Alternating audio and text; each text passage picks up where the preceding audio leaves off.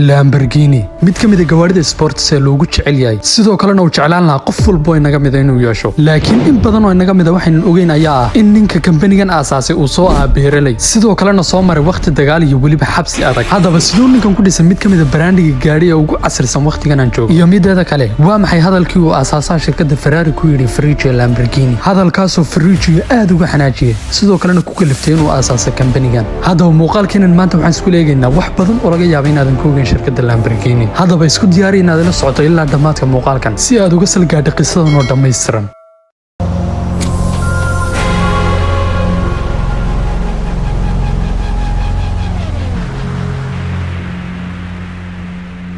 hadaba aynu dib ugu laabana taariikhda markii 1916 halkaas uu ku dhashay Ferruccio Lamborghini dalka Talyaaniga waliba tuulo yar oo beeraley ah sidoo kalena lagu magacaabay Renazzo waxa yaatay Ferruccio waxa uu ka soo jeeday qoys danyar ah sidoo kalena beeraley ah taas oo ka dhigtay asagoo da'yar inuu caawiyo qoyskiisa sidoo kalena uu kala shaqeeyo beertooda laakiin arinta kale jirtay ayaa ahayd in Ferruccio uu gabi ahaan wax danayna wayn ka shaqeynta beerta asagoona mar walba door biday hagaajinta cagaftooda iyo sidoo kale xamuulka qoyskooda asagoona isla markaas ogaaday baashankiisa inuu aad u danaynayo makaanikada waxa yahatay Ferruccio waxa hortaanay laba doorasho aad u adkeyd sidoo kalena kala ahayd in uu riyadiisa raaco sidoo kalena uu noqdo makaanik iyo in uu riyada qoyskiisa sii nooleeyo sidoo kalena uu noqdo beeraley iyo sida ay qoyskiisu la rabaan waxa yahatay Ferruccio waqti dheer ma aysan ku qaadanin kala doorashada labada doorasho asagoona isla markaas doortay inuu baashankiisa raaco sidoo kalena uu dhabar ku jiiday waxay la dabacsanayeen qoyskiisu hadaba Ferruccio Lamborghini waxa uu soo wareegay Bologna si uu halkaas uga xadaro college lagu baranay makaanikada halkaas uu ugu dambeyntii ku bartay makaanikada iyo hagaajinta gawaarida asagoona isla markiiba ku shaqo galay xirfadii uu bartay waxa yahatay wax badan kaba soo wareegay oo isla markiiba waxa qarxay dagaalkii labaad ee dunida halkaas oo ay ciidamadii Talyaanigu qaateen Ferruccio ayagoona u diray jasiiradda Greek ee Rhodes si uu halkaas u joogo sidoo kalena uu uga shaqeeyay samaynta gawaarida ciidanka Talyaaniga hadaba isla 3 sano kadib ciidamadii Talyaaniga waxa dhacday inay isjeebaan sidoo kalena jasiiradii waxa la wareegay ciidamada Jarmalka ayagoona xoogagii Talyaanigu gabi ahaan meesha iskaga baxeen laakiin Ferruccio waxa uu go'aansaday inuu sii joogo jasiiradii sidoo kalena uu codsi dhiibtay inuu meesha garaash ka furto laakiin isla 2 sano gudahood meeshii waxa soo galay ciidamadii Allies-ka ayagoona qof walba oo jasiiradii joogay sidoo kalena uu ku jiray Ferruccio xabsi dhigay laakiin nasiib wanaag markii ay arkeen xirfadda Ferruccio waxay go'aansadeen inay xabsiga ka sii daayaan sidoo kalena ay ku amraan inuu la shaqeeyo sidoo kalena uu baabuurtooda u hagaajiyo hadaba isla hal sano kadib taariikhdu markay ku beegnay 1946 waxay u ogolaadeen inuu Ferruccio iska baxo sidoo kalena uu si nabad ugu laabto wadankiisa hadaba waa meesha ay qisada Lamborghini si toos ah ugu bilaabanayso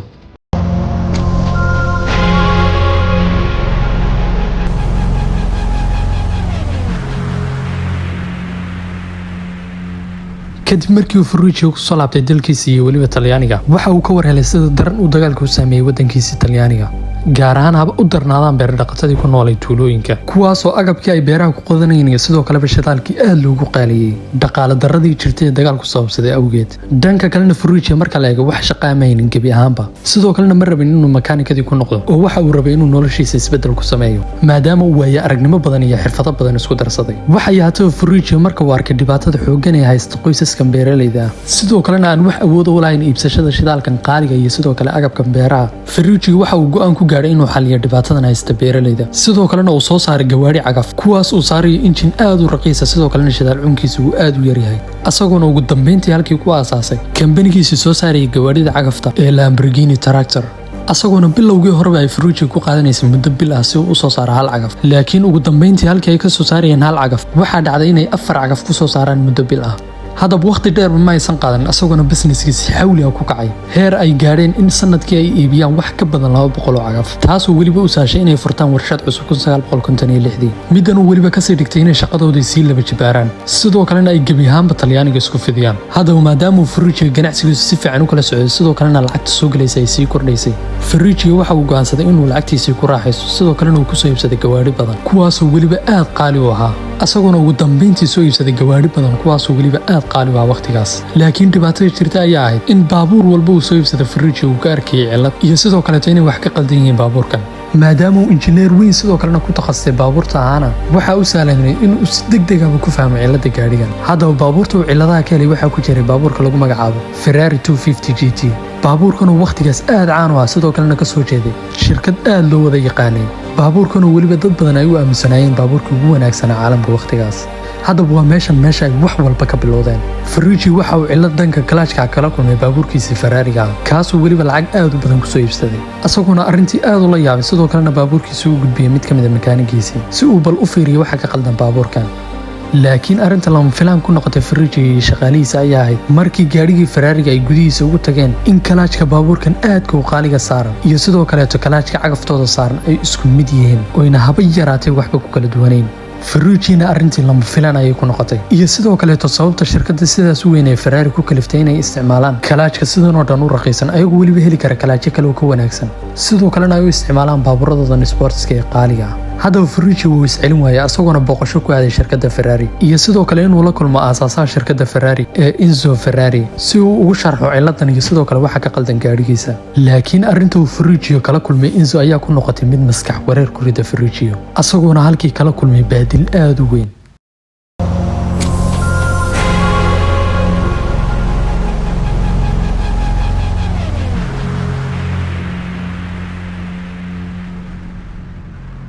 haddaba hadalkii labadan nin dhexmaray ayaa ah in Ferrucci uu ku yidhi gawaadhidaada kalaashkaad u isticmaasho waxbaa ka qaldan, sidoo kale kalaashkaad isticmaasho waa kii cagafta loo isticmaalayay. haddaba Enzo oo arrintii ka xanaaqay ayaa ugu jawaabay waxaa tahay cagafle sidoo kalena beeraley ah, marnaba kuma habboona inaad gawaadhideeda wax ka sheegto. gawaadhideedu waa kuwa ugu wanaagsan caalamkan oo dhan, isagoona weliba sii raaciyey keliya ku ekow beerahaaga, aniguna aan soo saaray gawaadhida. waxay haataba Ferrucci marnaba ma uusan filaynin baadilka intaa leeg, isagoona si deganaan ku jirto ugu jawaabay sidoo kalena u sheegay haa waxaan ahay beeraley, laakiin waxaan ku tusi doonaa sida loo sameeyo gawaadhida kuwooda ugu wanaagsan. haddaba waa markaas marka uu Ferrucci go'aansaday inuu sameeyo kambanigiisii gaadhi, kambanigaasoo weliba la tartami doona Ferrari iyo gaadhi walba oo sports ah. ugu dambayntiina halkii waxaa ku dhashay kambanigii gaadhi ee Lamborghini.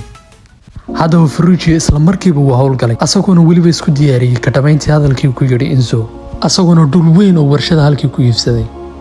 waxay haataba Ferrucci waxa uu horey ka soo kaxaystay 3 shaqaale oo shaqayn jirtay shirkadda Ferrari, isagoona isla markiiba howlgeliyey. laakiin xisaabta ku darso in gaadhi bilow ilaa dhammaad la dhisaan garay sidoo kalena la soo saaro wax sahlan ma ahayn. waxay haataba Ferrucci dhexda ayuu xidhay arrintii, isagoona muddo 9 bilood gudaheeda kambaniga ku dhisay, isagoona weliba soo suuq geliyey gaadhigiisii ugu horreeyey, baabuurkan oo lagu magacaabayo The Lamborghini 350 GT. isagoona baabuurkan si toosa loo soo bandhigay sidoo kalena lagu soo bandhigay show ka dhacay magaalada Turin, ayaguna dhammaan ka soo qaybgalayaashii showgan ay la cajabeen noocan gaadhiga cusub sidoo kalena hadda suuqa soo galay. waxay haataba dhammaan dadkii ay ka heleen, ayagoona dhammaan 12kii ugu horreeyay ee suuqa la soo geliyay halkii lagu iibsaday, isagoona Ferrucci halkii ku cadeeyay inuusan keliya ahayn beeraley sidoo kalena uu yahay makaanig, weliba mid ka mid ah makaaniga ugu wanaagsan ee baabuurta sportska. haddaba isla 2 sano gudaheedba waxay ku soo saareen tiro gaadhaysa 120 noocii gaadhi ah, ayagoona isla markiiba iibkeeyey. waxay haataba Ferrucci isla markaas fikradiisu waxay ahayd sidii uu baabuurkiisan 350 GT-ga u horumarin lahaa, sidoo kalena uu xaddi badan oo noocan u soo saari lahaa, oo isla waqtigaas fikradan taas ay maskaxdiisa kama dhex guuxaynin.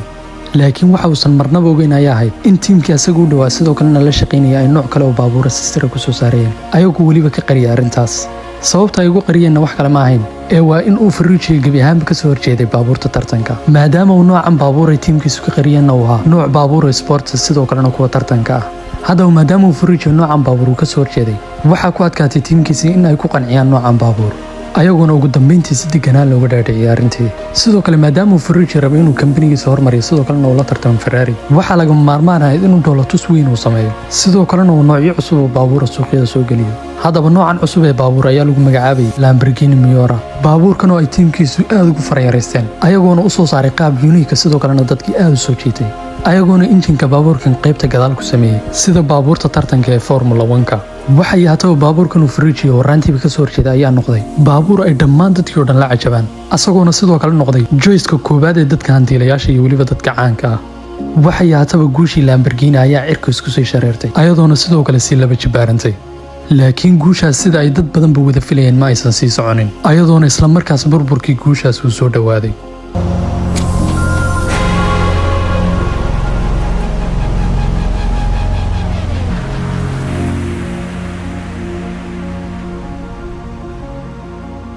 waqtigu markuu waa 60maadkii, calanka Lamborghini waxa waa mid aad u babanaya sidoo kalena cirka ku jira.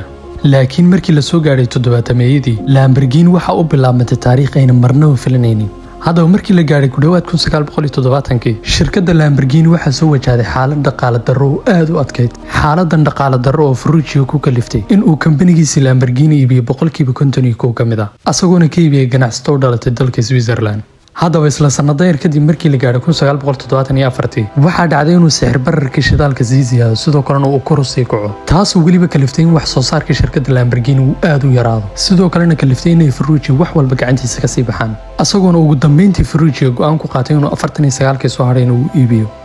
haddaba intaa kadib maxaa dhacay? Ferruccio waxa uu ku soo laabtay meeshii ay wax walba ka bilowdeen iyo beertiisii, asagoona halkaas waqtigiisii ugu dambeysay ku qaatay, sidoo kalena ka furtay halkii ganacsi kale oo guulaystay, sidoo kalena soo saaridda khamrida. laakiin kambanigii Lamborghini ayaa ahaa mid la kulmay xaalado badan oo ciriiri ah iyo sidoo kale hoos u dhacyo badan kadib markii uu iska iibiyay Ferruccio, asagoona kambanigan soo maray gacanta ganacsato badan, asagoona ugu dambeyntii 1998 ku dambeeyay gacanta mid ka mid ah kambaniyada ugu waaweyn qaaradda Yurub, kambanigaas oo lagu magacaabo Volkswagen. haddaba kambanigan ayaa ilaa maanta kambaniga uu hoos yimaada Lamborghini, sidoo kalena kambaniga Lamborghini ayaa mid ilaa maanta soo saara noocyo gawaari oo aad loo wada jeclayso, sidoo kalena la dhihi karo way la tartami karaan shirkaddii markii hore ficilka ku beertay, sidoo kalena ka dambeysay in la aasaaso kambanigan.